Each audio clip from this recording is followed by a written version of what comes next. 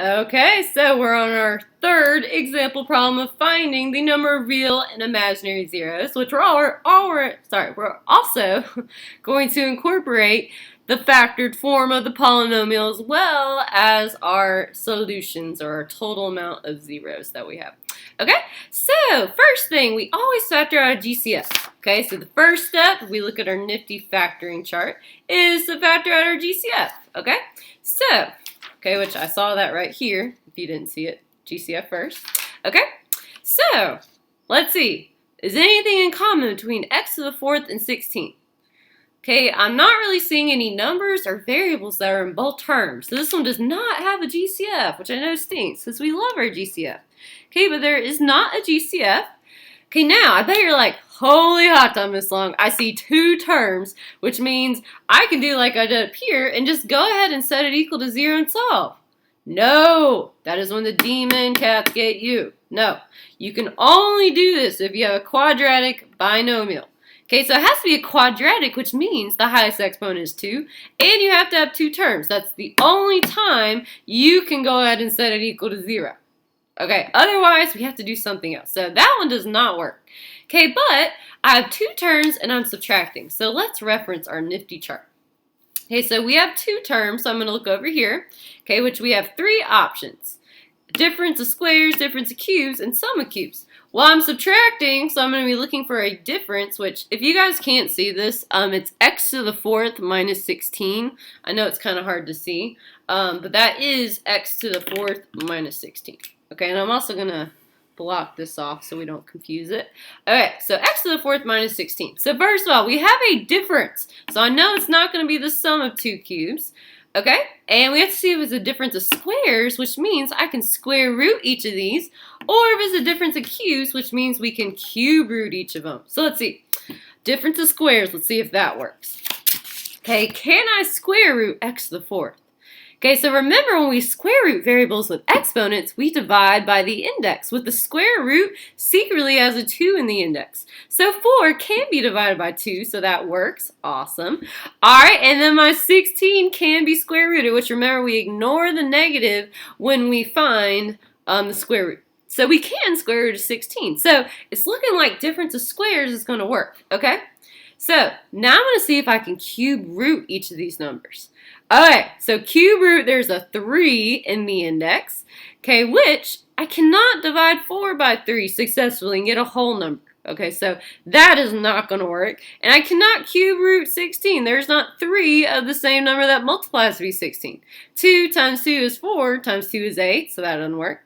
3 times 3 is 9, times 3 is 27. So I already went higher than 16. So a difference of cubes is going to fail us, but we can use a difference of squares, which is even better.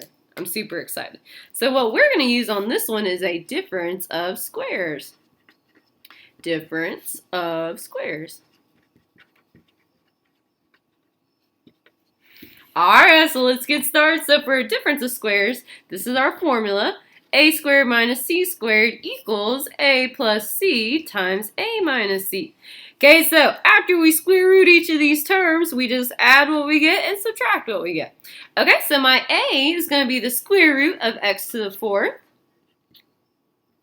And my c term is going to be the square root of 16. Remember, we ignore the negative when we do this. Okay, which remember, you guys, there secretly is a 2 in the index when we have a square root. Okay, we don't write it because mathematicians are lazy. Okay, but there is secretly one there. Okay, so I'm going to divide the 4 by the 2, which 4 divided by 2 gives me 2. So this is going to be x squared. Okay, and then my 16, the square root of 16, what times what gives me 16? Holy hot dog, you guys are so smart. It is 4. Okay, so after this, all I'm going to do is add my two terms, or add the a and the c, and subtract my a and the c. Okay, so this is going to be, I'm going to write it here, x squared plus 4 times x squared minus 4. Okay, so when we do this, you guys, now that I have two terms that I'm adding, now that I have a quadratic binomial, actually with each of these, you guys, I have a quadratic binomial. My highest exponent is 2.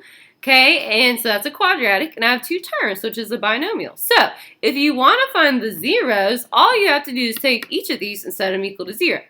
Okay, me personally though, I like to keep factoring though if I can, because I want to write this in factored form, which we're going to be doing a lot within the next part of the section as well with the rest of the unit. So we might as well, try to keep factoring and write this thing in factored form. So if you want to just find the zeros, I could just take each of these and set it equal to 0. Okay, or I can keep factoring, because remember we try to factor until we can't factor anymore. And once we cannot factor anymore, then I can set each of these equal to 0. So that's what I'm going to do personally. So both of these have two terms that are perfect squares. I can square root the x squared and the 4 in both of these. So I have two terms. One of them I'm adding, one of them I'm subtracting. So let's see what our options are. Okay, so here's my nifty chart. Okay, ignore all this down here. Okay, so I have two terms, so let's focus on the two terms right now. Okay, so for my two terms, my options. Okay, so these are squares. They're perfect squares.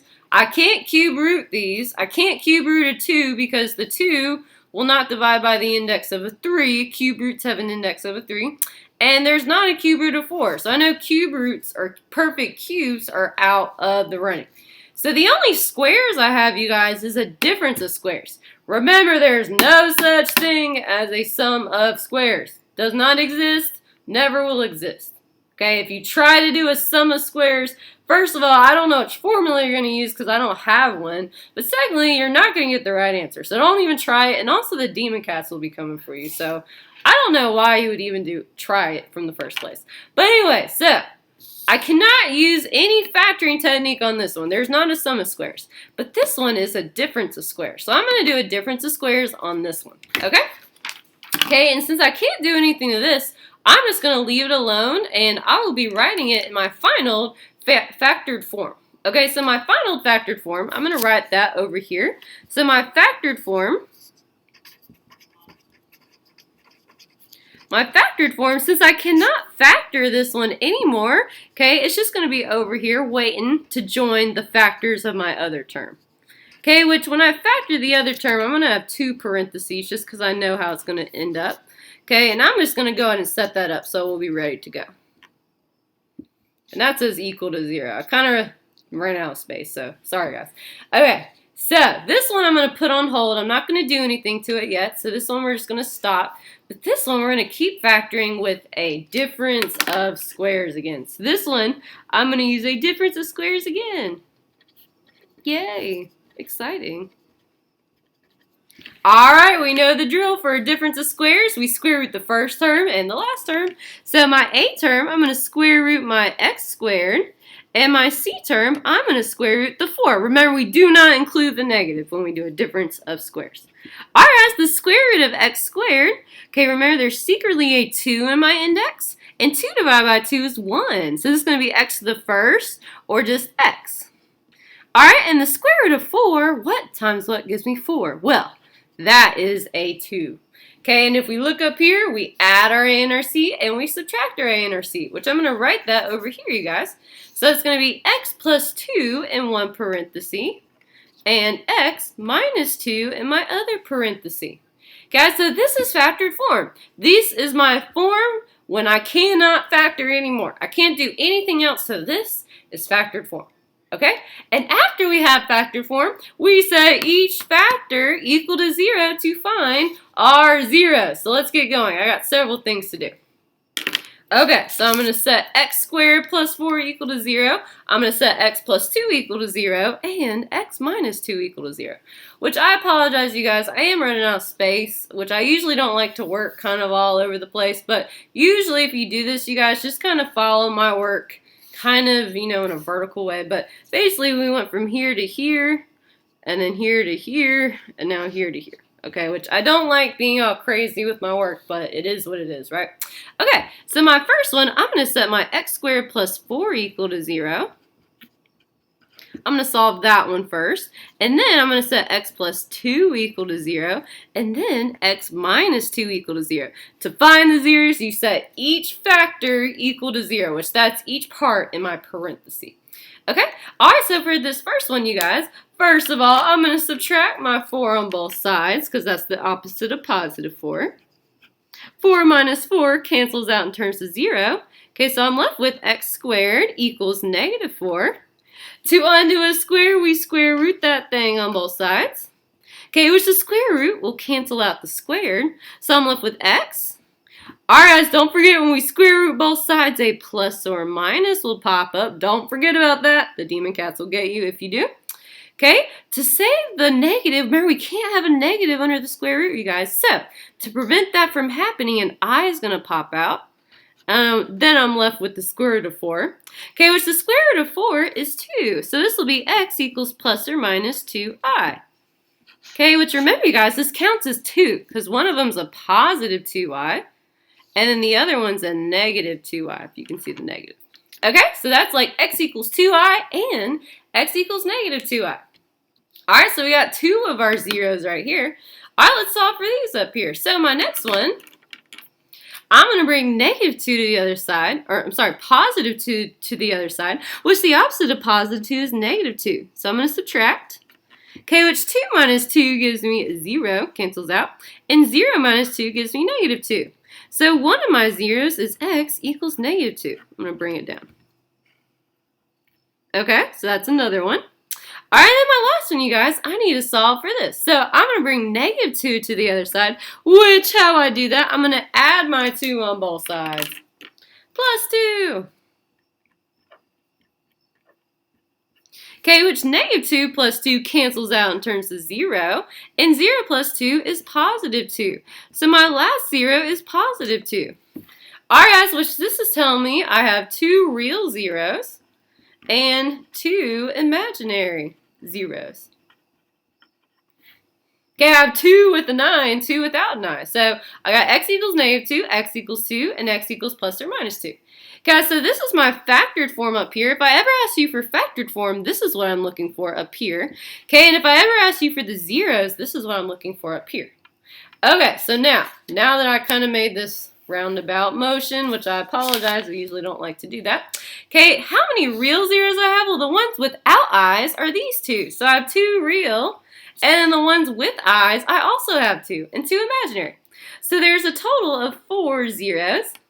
Which it should equal the degree, so let's see what happens. To figure out the degree, I'm going to go back to my original problem and choose my highest exponent. So my highest exponent is a 4. Okay, so yay. My highest exponent is 4, so the degree is 4. And if you guys see, the amount of zeros equals my degree, which should always happen. Okay, now for 4 and 5, you do not have to write in your handy-dandy notebook. This is just to get you to think about something. So how does the degree relate to the total amount of zeros? Well, let's see here. We had 4 zeros here, and 4 was my degree. Here we had 2 zeros, and my degree was 2. And here we had 3 zeros, and my degree was 3. So guess what, you guys? Every single time the degree, or the total number of zeros, so total number of zeros should equal the degree. Always. Always. And this, you guys, is called the fundamental theorem of algebra. That's what that is. So fundamental theorem of algebra. Which I'm going to run out of space. Darn it. That's embarrassing. Sorry, guys. I don't have enough space on this worksheet. Poorly planned on my part. Fundamental theorem of algebra. Alright, and then in the problems that had complex roots. Now, complex roots, which those are imaginary roots. Complex means imaginary. Complex solutions are imaginary solutions or roots. So we have root 0, or roots, zeros, x-intercepts, or you can even say solution. So there's even a fourth way to say find the 0. Okay, so anytime you hear that, find the 0, find the roots, find the solutions, find the x-intercepts. They all mean the same thing. So let's see here. Let's see what happened when we had imaginary roots. So in the problems that had complex roots, how many complex roots did you get each time? Well, this one we had 2 imaginary roots. Let's see up here. This one didn't have any imaginary roots. 0, see? Alright, and then this one, in the imaginary roots, we also had 2. So guess what, you guys? We always had 2, and that should always happen. Okay, this is the complex roots theorem, or the complex conjugate roots theorem, which we won't discuss till the next section, so you'll have to wait. But the complex conjugates roots theorem states that there will always be two imaginary solutions, a positive one and a negative one. Like this is plus or minus 2i, and up here this was plus or minus 5i. Okay, so there's always two imaginary roots.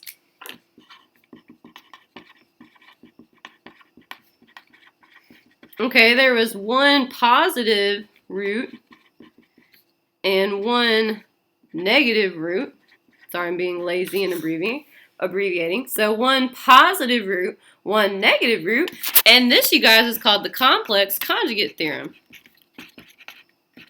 which we'll discuss later. Alright, so you've kind of learned about some things we're going to talk about in the next section, which is pretty exciting. So whenever you have an imaginary solution, there should always be a positive version and a negative version of your answer. And if you don't get that, something is wrong with your problem, so you need to think about it. Well, I hope you guys had an awesome time doing this activity. If you see, we did a lot of awesome stuff, and it was amazing in my opinion. So I hope you guys enjoyed it as much as I did.